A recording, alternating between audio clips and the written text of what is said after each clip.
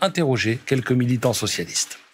Le NFP, pour moi en tout cas, pour mon avis personnel, je pense qu'il doit s'arrêter aux écologistes, aux communistes, et il ne pourra pas aller se faire avec les insoumis parce que tout simplement on est sur des divergences profondes qui ne peuvent plus nous permettre de collaborer ensemble. Et un pôle d'une gauche totalement radicalisée, que je pourrais appeler la gauche Gaza par exemple. Eh bien, est-ce que c'est comme ça qu'on envisage l'avenir du pays ? Compris que vous êtes dans une formation qui a tenu des propos antisémites, antisionistes. Quand les Américains ils ont bombardé Berlin, personne n'a rien dit. Tout le monde a trouvé ça légitime. On luttait contre les nazis. Même Hiroshima. Il y a eu une gauche coloniale, disons la gauche molétiste, celle qui s'est précipitée aux côtés d'Israël lors de l'expédition impériale de 1956, à la suite de la nationalisation du canal de Suez. J'aurais été obligé de chanter. Je l'aurais fait. Pour l'amitié entre Benjamin et moi-même, pour Israël et pour la France. Je voulais apporter mon témoignage d'ancienne socialiste encartée, comme on dit.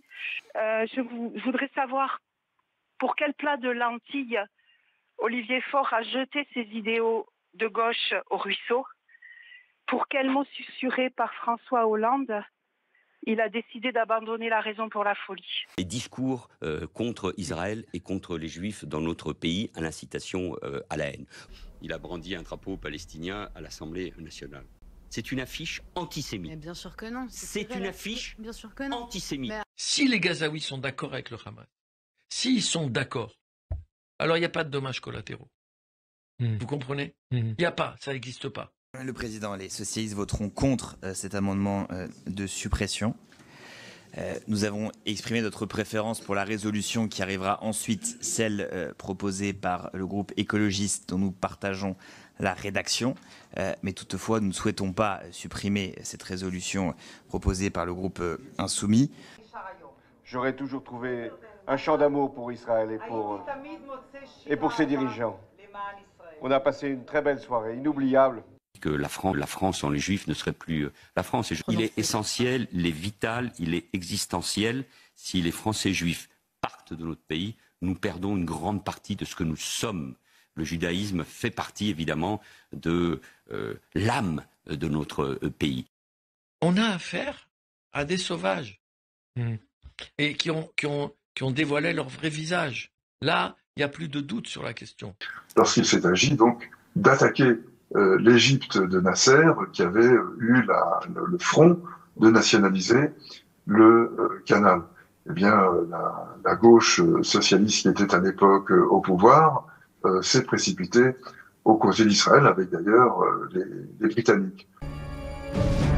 Car les Israéliens et les Français se sont découverts un ennemi commun.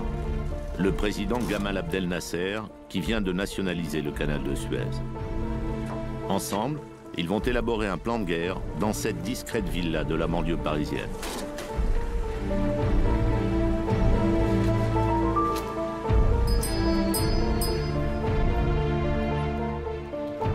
Les dirigeants israéliens sont accueillis par le Premier ministre Guy Mollet et le ministre de la Défense Maurice Bourgès-Monory. Il y a là aussi Christian Pineau, le ministre des Affaires étrangères. Les Anglais, également partie prenante, n'arriveront que le lendemain. Personne, à la direction du Parti socialiste, n'a été ambigu vis-à-vis du gouvernement israélien et de ses actions. Est-ce qu'il faut interdire toutes les manifestations pro-palestiniennes en France ? Oui, tout à fait. Ce sont des étudiants pro-palestiniens qui occupent une partie du campus. On a un problème. La direction de Sciences Po a le droit de décider d'évacuer. Tout à l'heure, proposition de résolution à l'Assemblée où les collègues LFI, écolos et communistes appellent à lancer un mandat d'arrêt contre Netanyahou.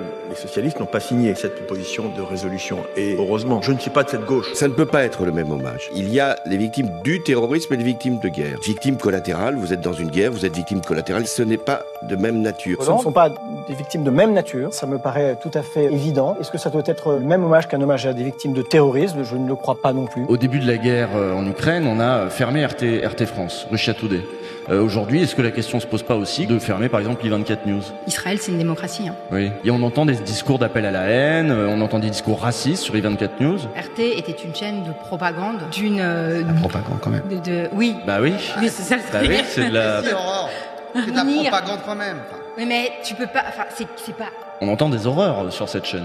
C'est pas... Ouais, mais tu peux pas... Dans quelques jours, il y a une conférence à l'université de Lille de Jean-Luc Mélenchon avec Rima Hassan, donc qui figure sur sa liste. En bas à droite de cette affiche pour ce meeting, il y a un petit logo où il y a écrit Palestine libre. Voilà. Et Palestine libre, il y a une carte. En réalité, une carte d'Israël avec écrit dessus Palestine libre. Est-ce que quand vous avez un point de vue politique très assumé, vous avez encore votre place dans la case humoriste, je fais confiance à la direction des programmes de France Inter pour se poser la question et d'y apporter la bonne réponse, que le service public, quelque part, puisse avoir une certaine porosité, un humour plus que limite, eh bien oui, ça me pose une difficulté. Et notre soutien inconditionnel. Je suis pas sûr que massacrer des civils soit la meilleure... Ah, ils massacrent pas des civils. Alors attention. L'armée israélienne fait tout pour éviter de massacrer des civils. C'est des dommages collatéraux. Je sais que c'est extrêmement difficile à entendre.